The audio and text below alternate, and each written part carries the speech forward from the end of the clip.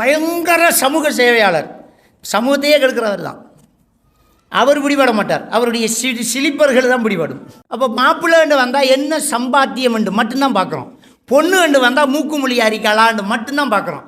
மேடையில் சொல்லித்தான் ஆக வேண்டும்.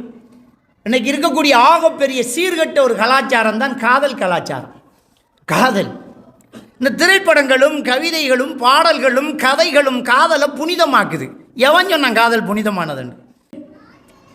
கண்டவனை எல்லாம் காதலிச்சு தீக்கிறான். என்ன அக்ரிமெண்ட் போட்டு என்ன ரெஜிஸ்டர் பண்ணி பேப்பரில் சர்டிஃபிகேட் வச்சிருந்தாலும் கல்யாணம் கிடையாது. இஸ்லாமிய அடிப்படையில் நீ விபச்சாரம் பண்ணிட்டு இருக்கிற. எத்தனை பேர் விபச்சார வாழ்க்கை வாழ்கிறாங்க. வாழ்க்கையை தொடங்கும் போது விபச்சாரத்தில் தொடங்கி விபச்சாரத்தில் குழந்தை பெற்று எத்தனை பேர் வாழ்ந்துகிட்டு இருக்கிறாங்க. எப்படி இது ஹலாலா?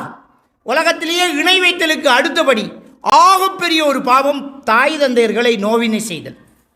தாய் தந்தையர்களை நோவினை செய்தல் என்றால் இழுத்து போட்டு அதிக்கிறது, மிதிக்கிறது, ரோட்டில் தள்ளி விடுறது, கழுத்தை பிடிச்சி நரிசிக்கிறதுங்கிறது மட்டும்தான் நமக்கு தெரியுது. ஏன்னா அதை தான் ஃபேஸ்புக்கில் காட்டுறான். பெற்றோர்களை நோவினை செய்வதில் ஆக கடுமையான விஷயம் காதலிக்கிறது. இந்த பிள்ளை செஞ்ச வேலையால், இந்த பையன் செஞ்ச வேலையால் இவர் மகன்தான் அவர் மகள் தான் என்ன ஒரு வாழ்க்கை. தாய் தாப்பு நஞ்சு குடிச்சு சாகலாம் என்பது ஹலாலாக இருந்தால் செத்துருவாங்க. வயிற்றில் குழந்தை உருவானோடனே ஆண் என்று தெரியாது, பெண் என்று தெரியாது, நல்லதா கெட்டதா, கருப்பா சிவப்பா, சொத்தியா குருடா செவிடா எதுவுமே தெரியாது. என் பிள்ளை அப்படித்தான் நேசிக்கிறான். பிறந்தது எப்படி பிறந்தாலும் அவன் தான் நேசிக்கிறான். கடைக்கு போறதுக்கு கூட தலை துறக்காத நம்முடைய தாய், 4 ஆம்பளைக்கு முன்னால நிற்பதற்கு கால்கள் நடுங்கக்கூடிய நம்முடைய தாய், இந்த குழந்தையை பெற்றெடுப்பதற்காக ஒரு அந்நிய ஆணிடம் போய் நிற்கிறான். கட்டின மனைவியோடு கட்டில இருக்கிறதுக்கு ஆசை இல்லையா அவங்களுக்கு? நமக்கு என்ன தெரியுது? அவர் அனுப்புகிற ஃபோட்டோவில் இருக்கிற கோழியும் ஆட்டுக்காலும் நமக்கு தெரியுது. அது அரபிக்காரன் வெள்ளிக்கிழமை ஃப்ரீயாக கொடுத்தது. மற்ற நாளெல்லாம் 1 ரூபா ரொட்டியை வேண்டி தின்னுட்டு பேசாமல் படுக்கிறான். பெருநாளெல்லாம் நம்ம எவ்வளவு ஜாலியாக இங்கே கொண்டாடுகிறோம். வெளிநாட்டுக்கு போனவர்கள் பெருநாள் தினத்தில் தான் அதிகமாக அழுவார்கள். தொழுகை நடத்திட்டு அப்படியே கட்டில குப்புறப்படுத்திட்டு குடும்பத்தோடு ஃபோன் பேசி அழுகிறார்கள். இவனோ போய் ஃபோனை வேண்டி கொடுப்பானா, உமா கிட்ட காசு வேண்டி ரீலோட் போட்டு எவளுக்கோ ஃபோன் கொடுக்குறான். இப்படி ஃபோன் கொடுத்து இவங்க காதலிச்சு கல்யாணத்தை நீங்கள் நடத்தி வைக்கிறீங்களா, நாங்கள் ஓடட்டுமான்னு கேட்குறாங்க. உலகத்திலே இதை விட்ட கேடுகட்ட நயவஞ்சகர்கள், இதை விட துரோகிகள் உலகத்தில் வேறு யார் இருக்க முடியும்? இந்த உலகத்திலேயே இணை வைத்தலுக்கு அடுத்தபடி உள்ள ஆகப்பெரிய பாவம் இந்த காதலிக்கிறது தான். நல்ல பையனா, நல்ல பையனை இப்படி காதலிப்பான். அவன் நல்லவனாக இருந்தால் வாப்பா கிட்ட கேட்டிருக்கணும். உனக்கிட்டே வந்து கேட்குறான்டா, கெசியரில் கேட்காம பின்னால் வந்து இழுக்கிற வேலை இல்லையா இது? பெத்து வளர்த்த தாய் தகப்பன் 20 வயசு உனக்கு என்றால் 21 வருஷம் காதலிக்காங்க தாயின் தகப்பன். ஏன்னா வகுத்தில் 1 வருஷம் ராத்த விடணும். பெருமானா ஸல்லல்லாஹு அலைஹி வஸல்லம் அவர்களுடைய மரணத்தை ஆயிஷா நாயியால் தாங்க முடியும் என்றால், அவ்வளோ புனிதமான நபியின் மரணத்தை ஒரு சின்ன பெண்ணால் தாங்க முடியும் என்றால், ஒரு ஹராமான பழக்கத்தை விட்டுட்டு ஏன் நம்மளால் தாங்க முடியாது? இக்ரிமாவுடைய மனைவி இஸ்லாத்துக்கு வந்துட்டான். அபுஜஹிலுடைய மருமகள் இஸ்லாத்துக்கு வந்துட்டான். அபுஜஹிலுடைய மகன் இக்ரிமா ரலியல்லாஹு தஆலா பிறகு இஸ்லாத்துக்கு வரார். அப்போ இஸ்லாத்துக்கு வரல. அப்போ பெருமானா ஸல்லல்லாஹு அலைஹி வஸல்லம் அவர்களிடத்தில் கொண்டு போய் இஸ்லாத்தை ஏற்றுக்கொள்ள வைப்பதற்காக மனைவி கணவனை கூட்டிகிட்டு வராங்க. இடையில தன் மனைவி ஆச்சேன்னு கையை வைக்கிறார். தள்ளி நில்லு, நீ எனக்கு கணவன் கிடையாது, நீ இன்னும் இஸ்லாத்துக்கு வரல. தனக்கு விரும்புவதை தன் சகோதரனுக்கு விரும்பாத வரை உண்மை விசுவாசியாக மாட்டான். இந்த ஹதீஸை எதுக்கு யூஸ் பண்ணுறாங்க தெரியுமா?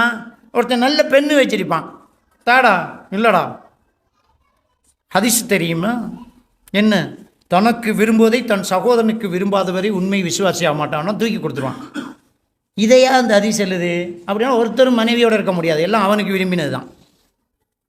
என்னுடைய மகளை எவனும் ஏறெடுத்தும் பார்க்கக்கூடாது, கிட்டக்கூடாது, குறுக்க வந்து நிற்கக்கூடாது.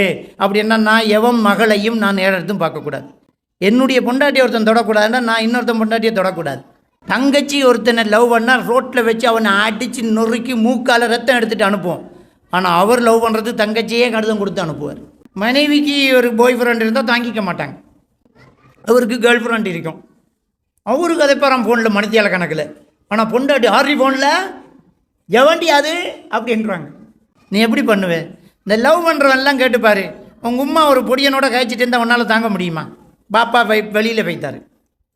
உங்கள் உம்மாவோட ஒருத்தன் வந்து காய்ச்சிட்டு போகிறான், உன்னால் தாங்க முடியுமா? முடியலை. அப்போ நீ எப்படி லவ் பண்ணுவேன்? சிகரெட்டு குடிக்கிறான், அவன் குடிக்கிறான், ஆனால் அவன் புள்ள அதை எடுத்து குடித்தோடனே கண்ணங்கிலேயே கொடுக்குறான். நீ குடிக்கிற நல்லதுன்னா பிள்ளைய கொடுத்தீங்கன்னா பாதி அடிச்சுட்டு தரான்னு பிள்ளைய கொடுப்பியா? நீ அதை விரும்புகிறாய், ஆனால் உன் உள்மனம் சொல்கிறது இது தப்பு தப்பு தப்பு. நீங்கள் காதலிக்கிறீங்க, உங்களோட உள்மனம் சொல்லுது காதலிக்க கூடாதுன்னு. அதனால தான் தங்கச்சி ஒரு ஆம்பளையை பார்க்கக்கூடாது, தாத்தா ஒரு பொடியனோட பேசக்கூடாது, உம்மா ஒரு ஆளோட கழிச்சிட்டு இருக்கக்கூடாது. யாருமா அது? என்னம்மா அவ்வளோ நேரம் பேச்சுட்டு உம்மாக்கே கண்டிக்கிறான். இன்னைக்கு பேசு பொருளாக இருக்கிறது வரதட்சணை, சீதனம். இதுக்கு அரபியில் ஒரு வார்த்தை கிடையாது. ஏன் கிடையாதுன்னா இஸ்லாத்தில் அது இல்லாதனால கிடையாது. ஆண் பெண்களை நிர்வாகம் செய்பவள் அப்படின்னு அல்லாஹ் தஆலா சொல்கிறான். இன்றைக்கி பெண் தான் ஆணை நிர்வாகம் செய்கிறான். ஏன்னா அவள் தான் சீதனம் கொடுத்து வீடு கொடுத்து மாப்பிள்ளையை வீட்டு எடுத்து பொட்டியோட படுக்க வச்சிருக்கான். இவர் குந்தண்டா குந்தணும், எலும்பண்டா எலும்பணும். வாஷிங் மிஷினில் உடுப்ப போட்டிங்க, கொஞ்சம் திருப்பி விடுங்கண்டா போய் திருப்பணும், இல்லாட்டி பேக்க தூக்கிட்டு கிளம்பு. ஏன்னா அவள் வீடு கல்யாணத்தண்டுக்கு அங்கே போய் பொண்டாட்டியோட வீட்டில் போய் தூங்கி காலையில் பொண்டாட்டி காலை சுரண்டுவான். என்ன பாத்ரூம் போகணும், போக வேண்டியாண்ணா எங்கே இருக்கண்டு தெரியாது, காட்டு. ஏன்னா அவன் கட்டலையே. பலோமி என்றுட்டு போவா, இவர் பின்னால் போவார். அன்றைக்கு போனவர் தான் பொண்டாட்டிக்கு பின்னால், வாழ்க்கையெல்லாம் அவளுக்கு பின்னால் தான். அவர் கொடுத்து திருமணம் முடி. உன்னுடைய மகரை நீ தீர்மானி, எவ்வளவு கொடுக்கணும், எவ்வளவு கொடுக்க உனக்கிட்ட வாய்ப்பு இருக்குது, மகரை கொடு. மகரை பேசி தீர்மானி. அது சின்னதாக இருக்கலாம், பெருசாக இருக்கலாம். அந்த பெண்ணு ஏற்றுக்கிட்டால் அது செருப்பின் வாராக கூட இருக்கலாம்.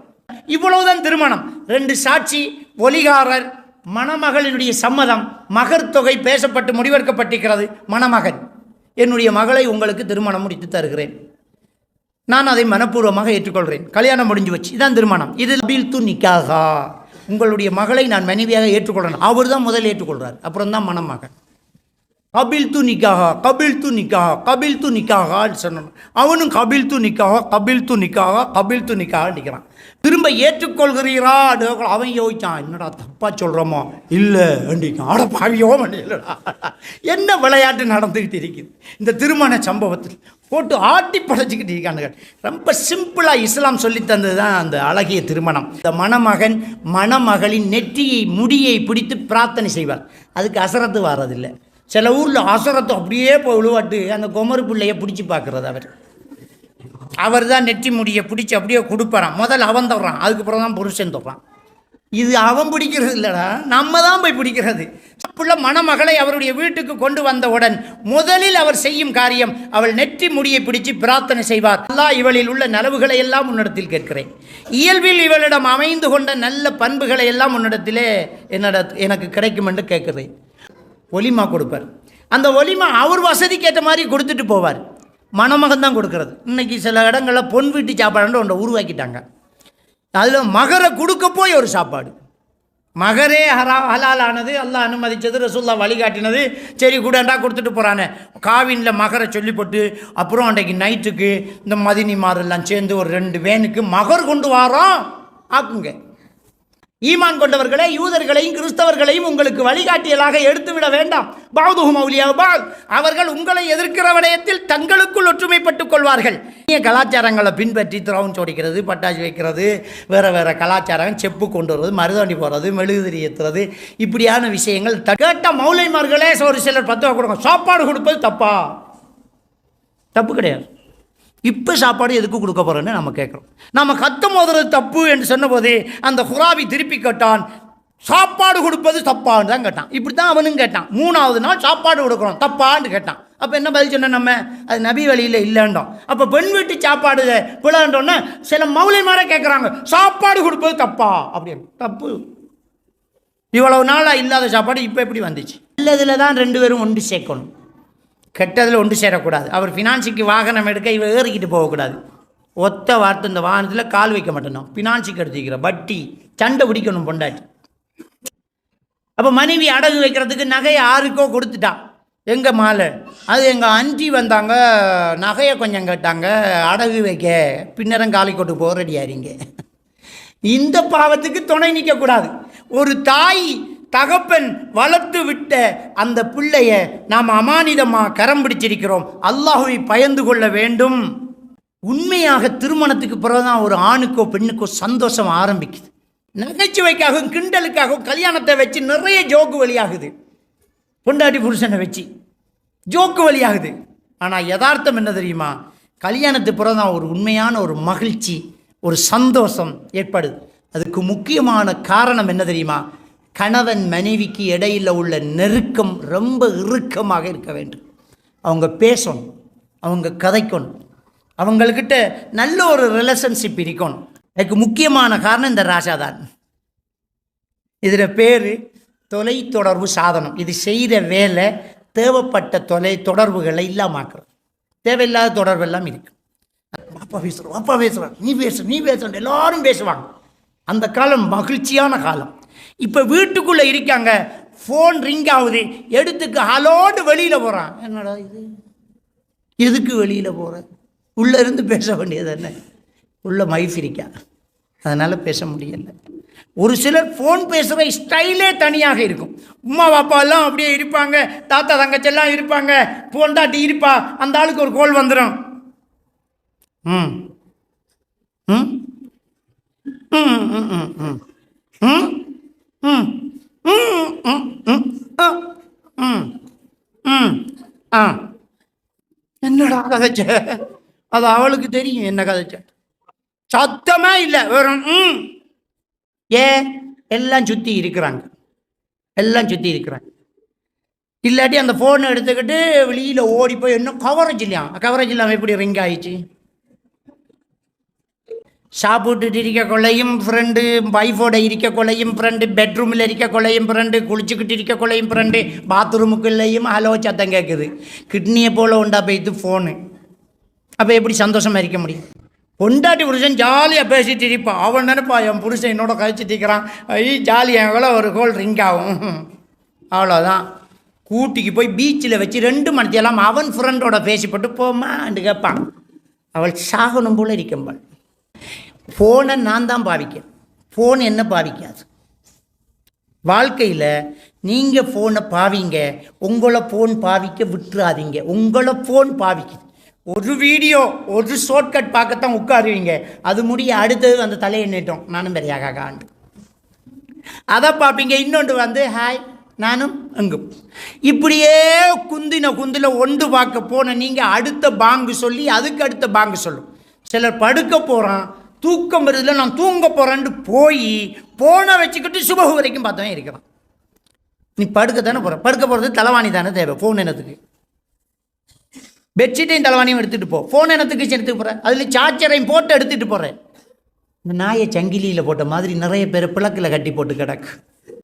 ஒரு சில பேரண்ட்ஸே என்ன செய்கிறாங்க, கல்யாணத்தை முடிச்சு கொடுத்துட்டு குடும்பத்தை பிரிக்கிறதுக்கு தயாராக நிற்காங்க. பிள்ளைக்கு கல்யாணம் முடிச்சு கொடுத்துட்டோம்டா தலையிடக்கூடாது.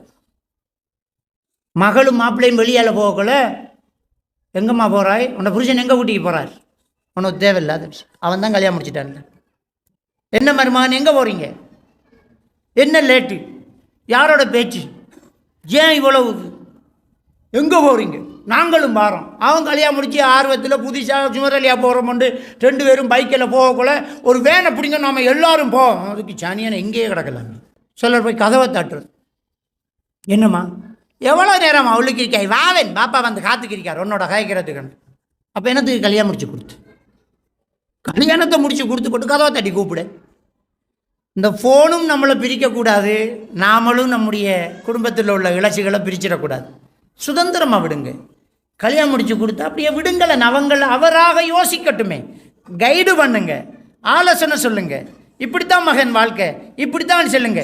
நம்பி மாதிரி போய் நடுவில் உட்காந்துடாதீங்க. அதை சந்தோஷமாக வாழ விடணும். ஹஸ்பண்ட் அண்ட் ஒய்ஃபுக்குள்ள நல்ல நெருக்கமான உறவு இருக்கணும். அப்போ கலாச்சாரத்தை பார். அதான் நம்ம ஃபஸ்ட்டுக்கு சொன்ன மார்க்கமுள்ள பெண்ணை பார். ஒரு உடுப்பு அங்கே போனால் நம்ம என்ன செய்வோம், நல்லா தான் இருக்குதே, ஆனால் நாங்கள் முஸ்லீம், இதில் உருவப்படம் இருக்குது, வேறு ஷர்ட் எடுத்து போடுன்னு சொல்கிறோமா இல்லையா? பாப்பா சொல்லவும் இல்லாது, உமா சொல்லவும் இல்லாது. உன் மனைவியோடு நீ பேசு, அதுக்கு பாப்பா கிட்ட பெர்மிஷன் கேட்குறது இல்லை. பாப்பா என்ன வைஃபோட கொஞ்சம் போயிட்டு வரட்டும், இல்லை போகணும். அப்போ சரி பாப்பா, எங்கேயாவது சேட்டை போடையா வாப்பான்னு கேட்குறோமா? பாப்பா சேட்டை டே உனக்கு வேண்டி தந்த சேட்டை போடண்டா, என்னடா கேட்குறேன்னு மண்டையில் போட்டவன் தான் தகப்பன். ஏண்டா போட்டேன்னு கேட்டால் அது தகப்பன் இல்லை, வில்லன். இன்றைக்கி நிறைய பேர் கல்யாணம் முடிச்சு கொடுத்துட்டு வில்லன் அடிக்கிறாங்க. எங்கே வரும், எங்கே இப்போ அவன் பயந்துக்கிட்டு இருக்கான், கல்யாணம் முடிச்சு போட்டு பயந்துக்கிட்டு இருக்கான். அம்மா என்னடா வைஃபோட அவட அஞ்சி எக்ஸிடம் பட்டான், பட்டு பார்க்க போகிறேன். இப்போ போக தேவையில்லை, படி எல்லாம் பதில் இல்லாட்டி என்ன செய்கிறேன், நம்மளால் ஃபோன் ஒன்று வரும். அவள் பிடிச்சிடுவாள். யார் ஃபோன்? அது ஒரு ஃப்ரெண்டுண்டா, அது பெஸ்ட்டு ஃப்ரெண்ட். அப்போ best friend I miss you என்னத்துக்கு போட்டேன், உனக்கு என்ன சண்டை மாடியோன்னு கல்லாரண்டுக்கணும். அங்கே பதில் இல்லாட்டி அடிதாம இருந்து இவருக்கு பதில் சொல்லிக்கோ. நான் மாட்டிக்கிட்டே இருப்பேன். என்னடா கூட்டாளி ஐ லவ் யூ போட்டிருக்கி, ஐ மிஸ் யூ போட்டிருக்கி, ஐ லைக் யூ போட்டிருக்கி. இது ஆம்பளை ஃப்ரெண்டுங்கிறீங்களே, இது என்ன ஹார்ட் வந்திருக்கே. அதுவும் ஒரு 35 ஹார்ட்டை ஒண்டா அனுப்பியிருக்கேன். என்ன இது எப்படி கதை பண்ணி? அவனுக்கு ஆசை வந்துடும். ஹஸ்பண்ட் அண்ட் ஒய்ஃபுக்குள்ளே இருக்கிற பிரச்சனையை வெளியில் பேசாத. நம்முடைய வீக் பாயிண்ட் இன்னொருத்தாளுக்கு போனால் அது வேறு மாதிரி யூஸ் ஆக தொடங்கும். ஒரு மனைவி கணவனையும் அப்படித்தான் கவனிக்க வேண்டும், ஒரு கணவன் மனைவியையும் அப்படித்தான் கவனிக்க வேண்டும். தவறுகள் இருப்பின் முதல் அடுத்தவரு தெரியாமல் மறைக்கணும். ரெண்டாவது, அந்த தவறை எப்படி மாற்றி அமைக்கிறேங்கிறத யோசிக்கணும். மூன்றாவது, அந்த தவறை சுட்டி காட்டும் போது சண்டையில் போய் விழுமோ, ஆடை பிஞ்சு விடுமோ என்ற அச்சம் இருந்தால் சோப்பு போட்டு கழுவ வேண்டும் என்றால், சோப்பு போட்டு பேச வேண்டும் என்றால் நாசுக்காக பேச வேண்டும். தமிழ்லையே அப்படித்தான் சொல்கிறது, சோப்பு போட்டு பேசுகிறான்ருவாங்க. இது புருஷன்ல ஒரு தவறு நடந்தா உடனே அந்த குடும்பத்துக்கெல்லாம் கோல்பாட்டு, மச்சினன், மச்சான், மைனி, மாமா, மாமி, தெரியுமா நான் செத்தன், உங்களோட மகன் ஃபோனில் ஒரு ஃபோட்டோ கிடக்கு வந்து பாருங்கோன்னு அப்படியே எல்லாருக்கும் சொல்லியாச்சு.